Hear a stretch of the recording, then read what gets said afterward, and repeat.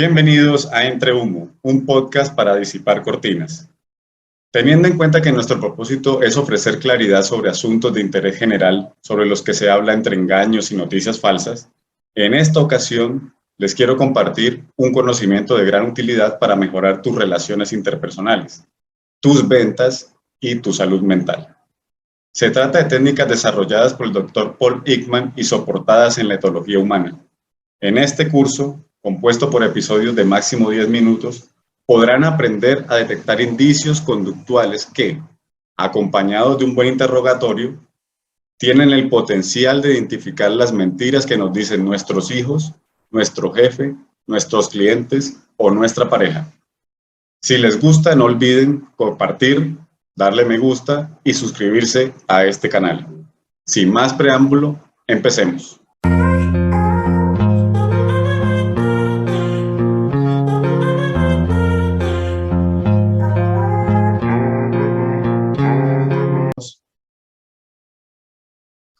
Ok, vamos a adentrarnos en el estudio de cómo detectar mentiras a través de los indicios conductuales. ¿Te has preguntado alguna vez, ¿mi jefe tendrá la intención real de promoverme? Así como le ocurrió a este personaje con su jefe, cuando él estaba convencido que lo iban a promover y resulta que el jefe se promovió a sí mismo.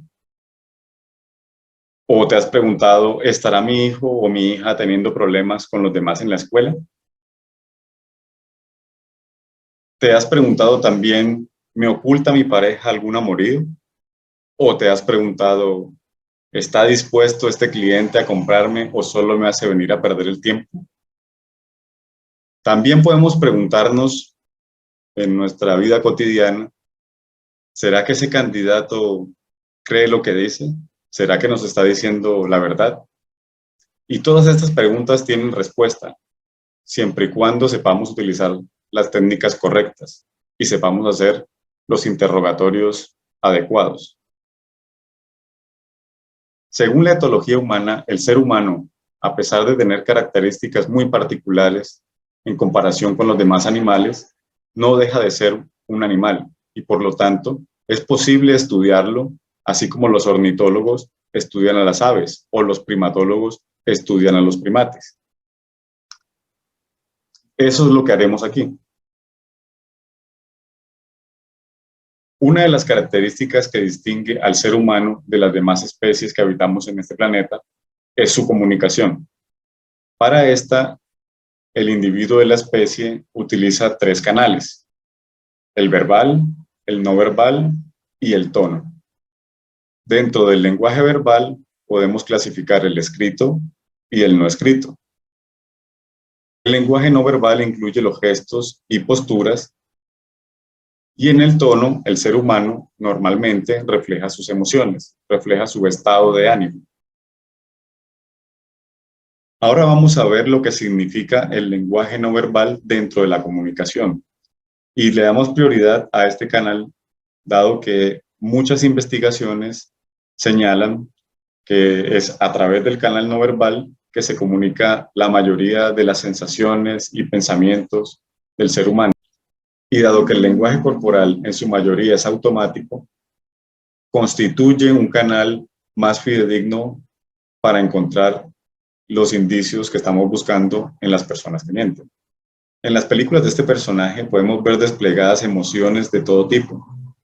Incluso también vemos ideas desde las más básicas hasta las más complejas, como podemos observar en la película El Dictador. ¿Qué será entonces aquello que llamamos pálpito, corazonada, intuición? Los expertos nos dicen que es nuestro cerebro rastreando el lenguaje corporal de nuestro interlocutor. Cuando nuestro cerebro se da cuenta que existe algún gesto que no concuerda con el discurso, por ejemplo, te envía una señal de precaución. Es allí donde esta pregunta cobra sentido. ¿Puede existir un caballo que sepa matemáticas? Y la pregunta cobra sentido porque en alguna ocasión existió en los Estados Unidos un caballo al cual le atribuían esta cualidad. Y es que el caballo, cuando alguien le preguntaba, por ejemplo, 2 más 2, el caballo con la pata asentía 4 veces. Con lo cual la gente pensaba que el caballo efectivamente podía hacer una ecuación aritmética, podía resolver una ecuación aritmética. Incluso podían preguntarle una multiplicación y el caballo sabía la respuesta. Ahora bien, lo que ocurría era que el caballo era un buen detector o un buen lector del lenguaje corporal. Cada vez que alguien le ponía un problema matemático al caballo, el caballo asentía siempre hasta el número correcto. ¿Por qué razón? Porque el caballo asentía la pata hasta que el interrogador llegaba al número de la respuesta.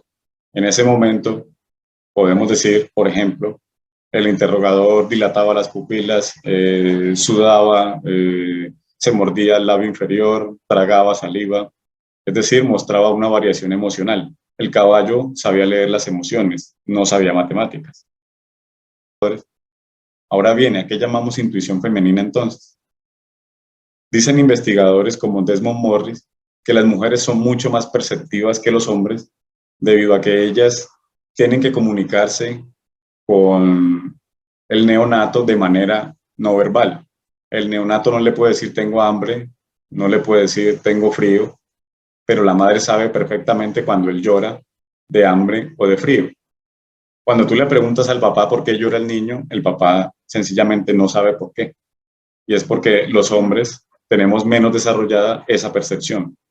Es decir, no se trata de intuición, sino que es percepción. No se trata de corazonada, sino se trata de percepción. Aquí vemos entonces cómo una madre puede comunicarse de manera más fluida con su hijo, ¿sí?, que un padre. Existen dos tipos de gestos, los innatos y los adquiridos. Los innatos son aquellos que realizamos por el simple hecho de ser seres humanos. Incluso lo realizan los niños en el vientre materno. Uno de los gestos innatos, por ejemplo, es el gesto de succionar. ¿Cómo sabemos que es innato y que no lo aprendimos? Porque lo realizan los niños ciegos y sordos de nacimiento. Por lo tanto, no pudieron verlo ni oírlo. Otro gesto innato es la sonrisa. También lo observamos en los niños que son ciegos y sordos de nacimiento. Este gesto, que resulta problemático en algunas investigaciones, porque unos se inclinan por decir que es innato, otros se inclinan por decir que es adquirido, es el de cruzarse de brazos. Cuando te cruzas de brazos, algunas personas ponen la derecha sobre la izquierda y otras personas ponen la izquierda sobre la derecha. Y esto no tiene que ver con que la persona sea zurda o sea diestra. Puedes realizarlo y percatarte de eso si lo haces en conjunto. Observar a las personas caminar en la calle nos puede dar claves de cuál es la relación afectiva que existe entre los dos. Por ejemplo, ¿qué le ves de raro a la foto o qué le ves de curioso a la foto que aparece en pantalla?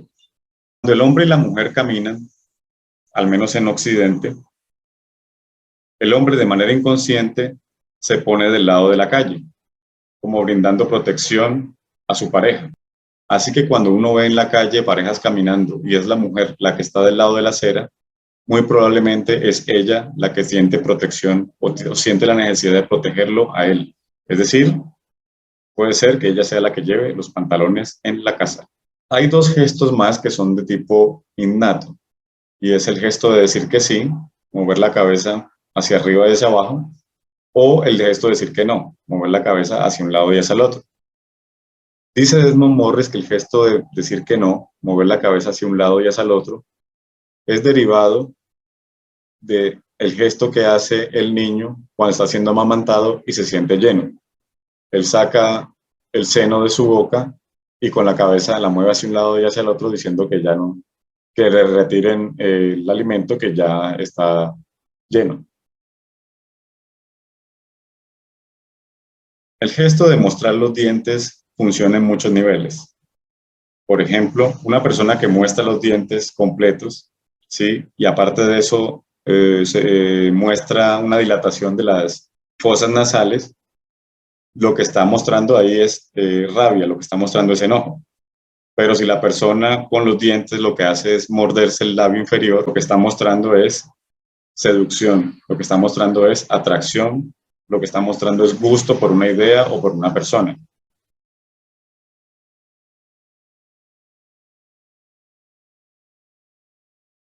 Asimismo, humedecer el labio inferior o pasar la lengua sobre él significa seducción, y humedecer el labio superior significa reflexión. Es decir, lo hacemos cuando estamos reflexionando, cuando estamos pensando sobre una idea. Bueno, muchas gracias por su atención. Si tienen algunas dudas, por favor déjenlo en los comentarios. Recuerden darle like, compartir y suscribirse al canal.